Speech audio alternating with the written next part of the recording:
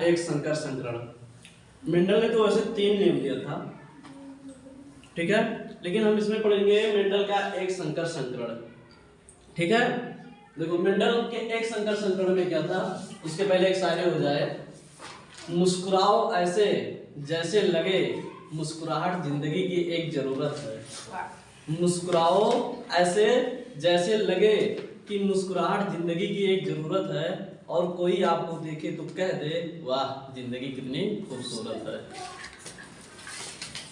इसी के साथ स्टार्ट करते हैं मेंडल का एक संकर संकरण।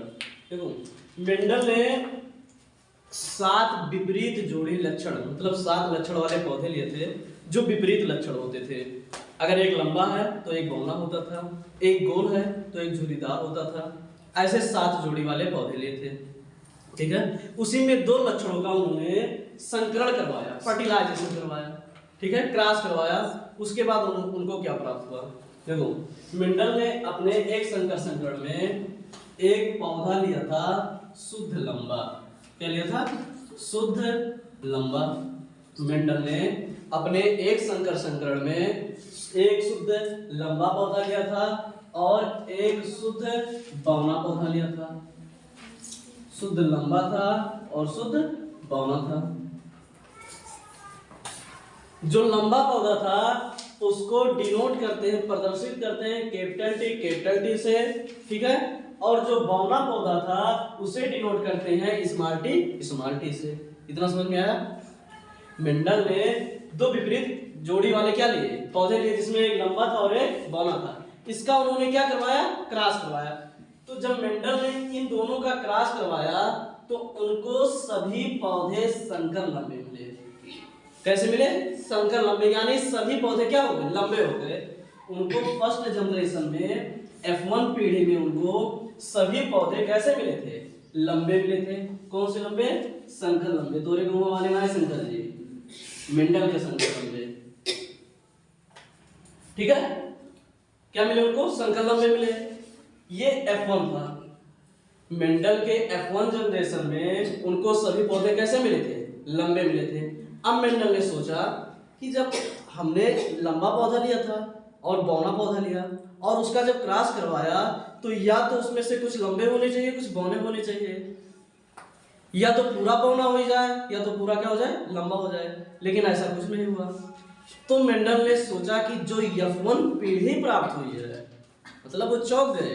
तो मेंडल ने सोचा कि जो F1 पीढ़ी प्राप्त हुई है, F1 पीढ़ी का क्रॉस F1 पीढ़ी में करते हैं। यानी कह सकते हैं कि जो F1 पीढ़ी था, F1 पीढ़ी का क्रॉस जब F1 पीढ़ी में करते हैं तो उनको F2 मिलता है, मतलब सेकंड जनरेशन। जब F1 का क्रॉस F1 में करते हैं, F1 का क्रॉस F1 में करते हैं तो हमको क्या मिलता है? F2 मिलता है। और मेंडल को F2 प्राप्त करना था, मेंडल को सेकंड जनरेशन प्राप्त करना था। उन्हें यह देखना था कि सेकंड जनरेशन में क्या होता है।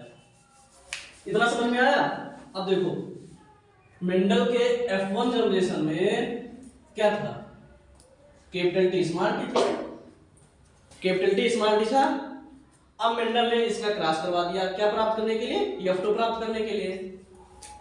तो उन्होंने इसी का क्रॉस, मतलब अब देखो कैपिटल टी स्मॉल टी का cross capital T small T में कर दिया।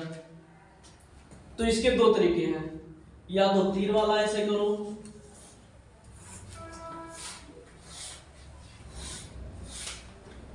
तो ये थोड़ा टफ होता है, इसलिए ये ना जान के एक पुन्नेट साहब थे, पुन्नेट वर्ग के नाम से जानते हैं उन्हें, सी पुन्नेट उनका नाम था, ठीक है। उन्होंने एक आरेख, वर्गाकार आरेख दिया, इसीलिए उनको उन्हीं के नाम से बना था पुन्नेट वर्ग। पुन्नेट वर्ग बना था उन्हीं के नाम से। उन्होंने एक आरेख दिया। वो आरेख क्या था? एक मतलब ऊर्ध्वाधर और एक क्षैतिज था।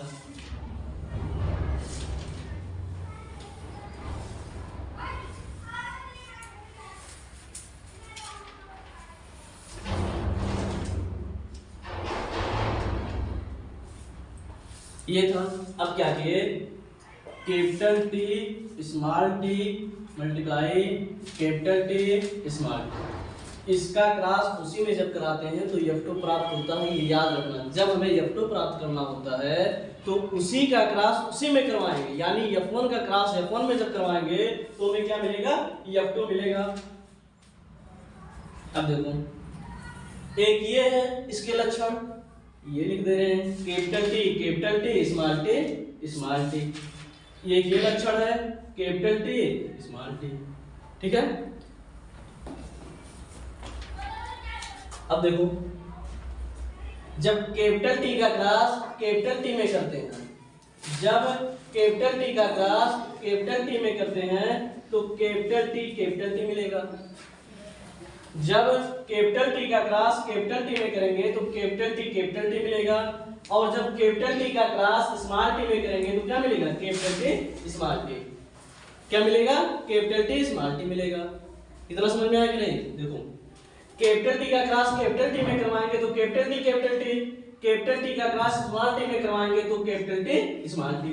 उसी तरह small T capital T small T, small T capital T small T, तो क्या बनेगा, स्मॉल टी, ये बनेगा। अब देखो, कैपिटल टी लंबा है कि बौना है, लंबा, शुद्ध लंबा, क्या है, शुद्ध लंबा। कैपिटल टी स्मॉल टी क्या है, केवल लंबा, संकर लंबे जिसे कह सकते हैं। ये भी केवल लंबा, और ये शुद्ध बौना, ठीक है। एक होता है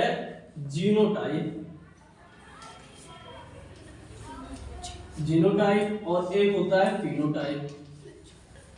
जीनोटाइप फिनोटाइप ये भी पूछता है परिभाषा में, या ये भी पूछ सकता है कि मंडल के एक संकर संकरण में या मंडल के दो संकर संकरण में जीनोटाइप का अनुपात क्या था, फिनोटाइप का अनुपात क्या था।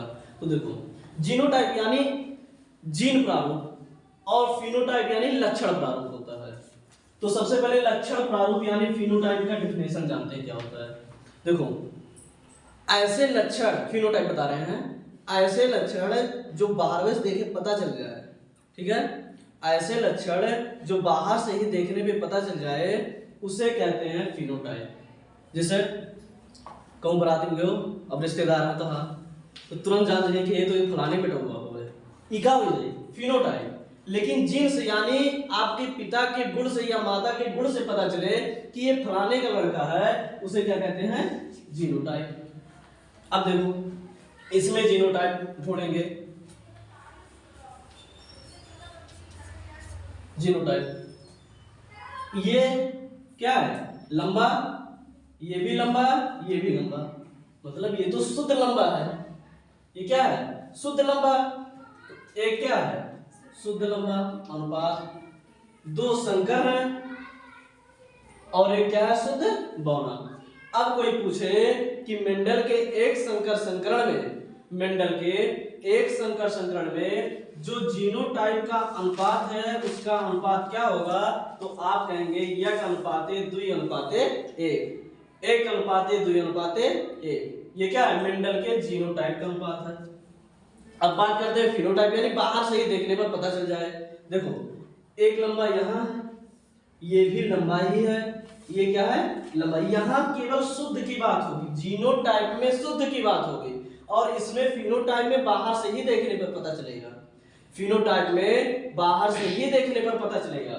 तो देखो, एक ये लंबा, ये भी लंबा और ये भी लंबा, यानी कितना है, 3, कितना है, 3, और शुद्ध बौना कितना है, 1। यानी मेंडल के एक संकर संकरण में जो फिनोटाइप का अनुपात है वो कितना है, 3:1। मेंडल के फिनोटाइप का जो अनुपात है एक संकर संकरण में, उसका अनुपात क्या है, 3:1 है। इतना समझ में आया? याद रखना, जीनोटाइप का अनुपात है 1:2:1, फिनोटाइप का अनुपात है 3:1। That's all. अब अगले लेक्चर में हम लोग पढ़ेंगे मेंडल के द्विसंकर संकरण का नियम।